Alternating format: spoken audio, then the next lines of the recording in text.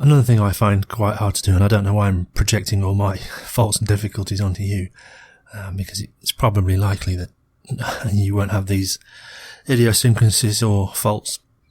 But I know my thinking always kind of works forward in a process to narrow down things and reach a conclusion or a finite explanation or a one-hit wonder that can be challenged or fixed. But I've also learned that I can settle on this and want to grasp onto it because it's simple. It's one thing, it's one explanation, it fits. And then it's convenient and it's a small problem, but actually there may be many other reasons or many other conclusions to be drawn from the observations that I've either missed or I don't want to see, and it is a bit of a failure in cognition. So the example given is where someone says, one thing you should know about me is I'm non-traditional. Alright, that's stating what they are not. That leaves a whole host of other possibilities of what they are. Why should any one of those possibilities that we guess or infer be correct? So, what is the opposite of traditional? And before we jump to an answer, again, something I recently realised is that in people's cognitive stacks, some people view the world through good and evil, right and wrong, true and false. And so one person's opposite to truth might not necessarily be falsehood, but it may just simply be wrong or evil. These are human constructs we're talking about, not Cartesian logic tables. So with simple feedback, simple listening, reflective feedback, all we need to do is reflect back that we've heard the message. It's not much more complicated than, so you're non-traditional. Or if there's more context to it, we might say something like, you don't have any traditions in whatever the approximate context is. I'm a non-traditional economist. What does that mean then? Well, if we're educated in the subject, we might guess that it means, Marxist theory, Keynesian theory, efficient market hypothesis as being traditional models. So we might come up with a name that we think is non-traditional. I don't know, von Mises maybe, but again, that's got a history with it. What does he mean when he says non-traditional? Does he mean what's kind of not in vogue, or does he mean old-fashioned, which in fact is traditional? We don't know. It's so many things to think about. It's like saying thingy again. I'm not thingy. What is thingy, first of all, to be able to say what not thingy is? You see the economy through different filters. You have a unique perspective on the economy. So it's just repeating back. It's letting go of the problem-solving part of the mind, or we're not quite at meaning yet. There's nothing for us to deduce or work out. We're still information gathering. We're not even information gathering. We're just opening up the conversation at this point. And remember, it's not for us. It's for them. And if you reflect back close enough, they'll say yes and maybe tell you more. But if you miss the mark, they'll tell you. And this is what I like about the non-violent communication model. Are you feeling, guess feeling, because you are needing, guess needing. And if not, they'll tell you, no, it's not that, it's... And then they'll come out with it more often than not. And we're not even about discovering truth or right or wrong or good and evil here. We're just agreeing with the person's speech. It's more or less, yes, tell me more. I agree, tell me more. But because we might not, even the agree is a judgment, and we want to try and move the language away from that. This is why it's an approximate reflection of what they're said. Try and not do it word for word, but it's not designed to derail. It's not designed to merely parrot, and it's not designed to interrupt. The way I view it, which may be a bit of a presupposition, is that the conversation may end up going somewhere. We don't know where, the speaker doesn't necessarily know where, but we can't ask them to make jumps in their thinking that are too big. We have to let them edge it out, let them get to the next logical step. We don't know what that might be or how big that is. So we just have to provide space, let them think it through, let them qualify or correct themselves, and we do this by just offering a bit of reflection. Yeah, personally I don't find it so easy. It's more or less writing the next sentence in the story that the speaker is trying to tell us. Just just edges it forward. So whilst it's reflective, it maybe just leads a little bit. And if it leads too far, if it's too big a jump, it's like an imposition or an ought or a command or one of those roadblocks.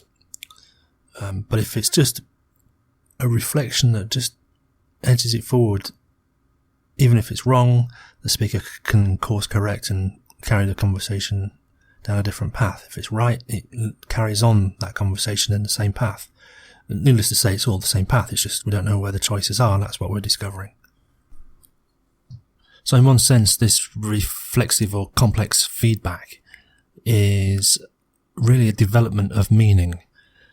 That person A, as we've categorized, says something that travels through the airways, hits the ears of person B, who then interprets that as meaning and then provides a interpretation or reflection that just nudges the conversation forward a little bit to get them to reveal more meaning. Not for us to judge and evaluate and dissect and reach our own conclusion about meaning, but it really is a skill in getting them to elicit more information about what that means. We need more words to work it out. Well, even there, more words for them to work it out, to be clear about what they mean. So it's really a coaxing. It's really coaxing them to bring out what they mean, not for us to interpret and relay back to them what we think they mean, because there's no real benefit in that. I mean, so what if this is what I think you mean? Even if I get it right, okay, but it might not actually be what the other person meant to mean. So we've really got to help them bring it out of themselves. So here's the trick. This is a skill. It requires practice, and it's a lot harder than just asking lazy questions. It's this so-called active listening, because there's an active part on the part of the listener to edge that conversation forward whilst avoiding the 12 roadblocks and without imposing content or making judgments or all the other things that we've listed. And it seems language is always charged. It's very hard to use neutral language. It carries a valence or always an inference there. Or it carries with it an intensity, an emotional intensity. So you can say, yeah, I was a bit annoyed. What that means is you just have to lip service for someone to say, yeah, that was a pretty shitty thing to do. Fucking, c'est la vie, that's life, move on. Whereas when someone says, I was really fucking annoyed with that fucker, it's a bit more serious. It's asking for an action to be done. So maybe some kind of retributive justice. But before we get there, we need to not let our emotions get involved. That's sympathy. And from a counsellor's point of view, it actually crosses an ethical line, because when you sympathise, you start enabling them and finding ways for them to exact their retributive violence. And that crosses the ethical boundary. So if we're being clean, what we need to do is, again, use reflexive feedback, give them nudges to find out how they can discharge their emotion, find out what they are meaning to mean, because it's not even clear to them, it seems, when they're in this kind of rage. So we need to pace them, move them along in the conversation, move them along in their own discovery of meaning. And here we can use matching of language that gets in agreement with their intensity. So if someone's really irate and, using words like very fucking unfair, to reflexively state back to them, that seems a bit unjust. No, that's not. You're going to get a reaction from that. So the intensity modifiers as well come into play here. So you can say, that seems a bit unfair. That seems somewhat unjust. You can say, I kind of see where you're coming from, or I kind of understand that. Or you seem a little bit pissed off, or you seem a lot annoyed. You seem very annoyed. This seems very serious to you. So again, we've got these markers of intensity. A bit, somewhat, kind of, a little, a lot, very, really, ultimately. And the tonality to match. Speaking of tonality, try this exercise. It's really difficult, but there's two phrases to say. The first phrase to say is, I'm very unsure.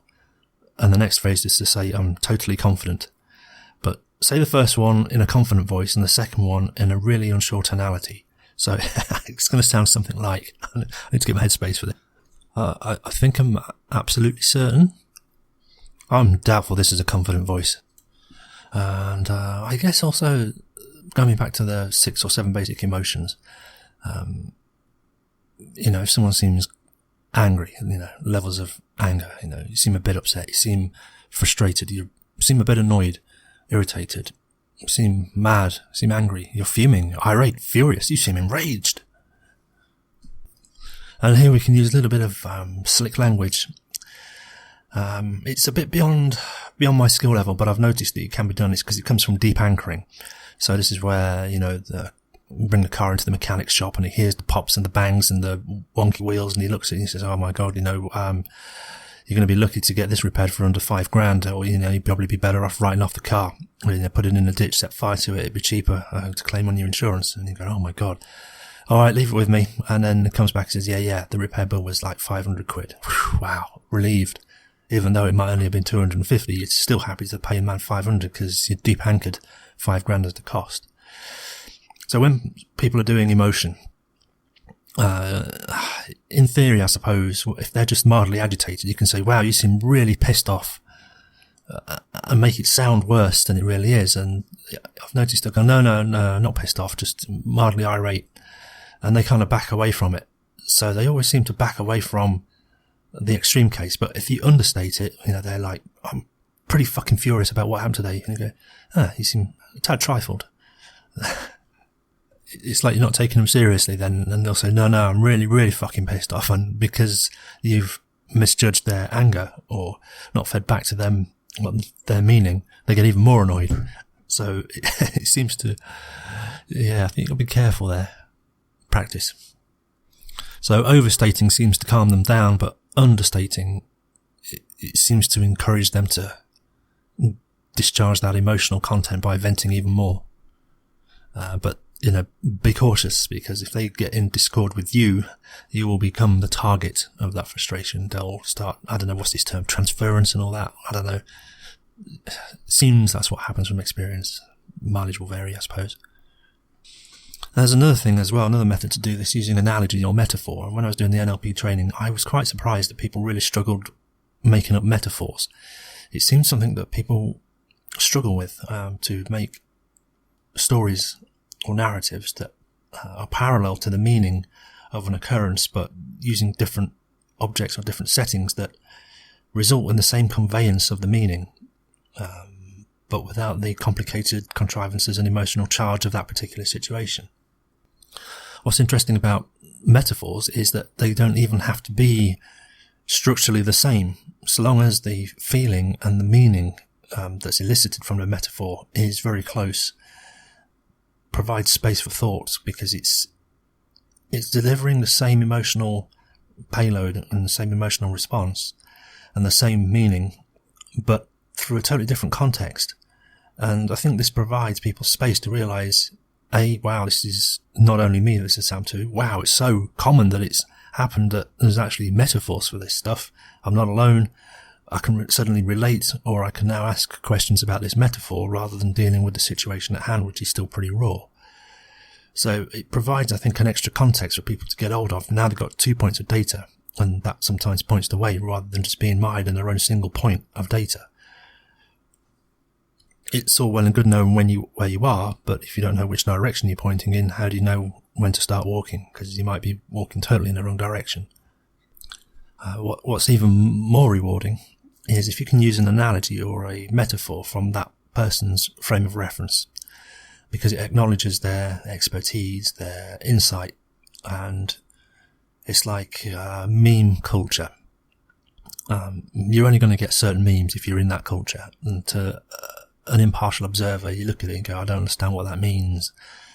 There you go, you see, you don't understand what it means, but to the people in the culture, they get it, and you don't even need to leave a comment. It's basically someone said, here's a picture that expresses how I feel, which is very close to how you feel, and the meaning that's expressed in that image or in the conflicts between the words and the image. It's a common bond. It's like, again, going back to art. A picture's worth 1,000 words. It conveys everything that needs to be conveyed, and it does it so eloquently, so quickly. And the very nature of them being so useful is that they do spread, and hence the kind of play on a name of a gene that spreads, selfish gene that spreads, that was coined by Richard Dawkins in his book from the 70s on the selfish gene, the meme. I haven't looked up the definition, but it almost seems like a meme is a self-contained viral package of meaning that propagates because it has meaning, it's important, it has value, and that's why it spreads. So if you're into viral marketing or trying to generate memes and it doesn't spread, it's because you haven't hit a meaning that's important to people. I mean, lots of industries have their own sayings. You know, one of the ones I like from banking was, what's left isn't right and what's right isn't left. You know, the kind of paradox of making tough choices about the shit that you've got left, and also at the same time, meta-narrative on the corruption, that it's off balance sheet, you know, the gap accounting, what's left isn't right, it's imbalanced, and what's right isn't left. Again, it's a double meaning, quite cute, but it conveys everything in a simple sentence. It's almost a deepity because it's a statement of obvious truth, but also contains within it an emergent meaning. It's like, he gets me, because he's expressed the meaning without explicit language that metaphor carries. And it seems to have a really profound impact on people when you not only convey the meaning through metaphor, but also relevant to their life experience, to their expertise, because it shows a double appreciation, not just of the meaning, but also in the context of their experience and their life. And you've made the efforts to recognize them, to respect them. And that connection is worth 10 points. And then the metaphor is a multiplier, not an addition. So, you know, it's not that it adds up, it's just that it seems to be a multiplier. So as well as intensity then, and as well as metaphors, and as well as feedback, I touched on tonality, and there's inflection points up and down, question, statement, command. So inflection point up is a question, inflection point flat is a statement, and the inflection point down is a command. I'm sure we all know these. And then there's emphasis on the information or the reflexive feedback statement. So a few quick examples. You are afraid of him. You are afraid of him. You are afraid of him. You are afraid of him. But questions on different emphasis. So is it him? Is it the feeling? Is it yourself? Or is it your action?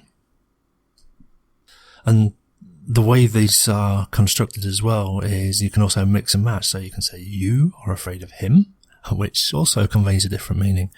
So you can express sympathy. You are afraid of him, or mistrust. So what are we mistrusting, you or them? You are afraid of them, or you are afraid of them. So that implies a mistrust on their evaluation of afraid, or sarcasm. You are afraid of him, or disgust.